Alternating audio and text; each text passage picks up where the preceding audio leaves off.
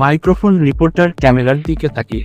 Reporter: প্রিয় দর্শক, আজ আমরা এক অবিশ্বাস্য ঘটনা কভার করতে চলেছি।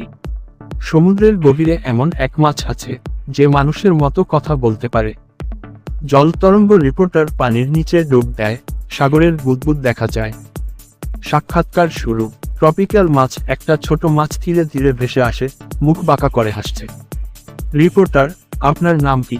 মাছ: আমার নাম নীলু, তবে বন্ধুরা আমাকে গল্পবাজ মাছ বলে। রিপোর্টার: গল্পবাজ কেন? মাছ: কারণ আমি গল্প বানাতে ওস্তাদ। মাছের চালাকি। রিপোর্টার: আপনি কিভাবে কথা বলতে পারেন? মাছ চোখ ঘুরিয়ে: আপনার তো অক্সিজেন ট্যাঙ্ক লাগছে, আমি তো পানির মধ্যে নিঃশ্বাস নিই, তাতে কি আমি বেশি চালাক? রিপোর্টার: ব্যাপারটা জটিল। মাছ: জটিল না, তুমি কি জানো মানুষই একমাত্র প্রাণী যে পানি ছেঁকে খায়? রিপোর্টার: ওহ, আমি তো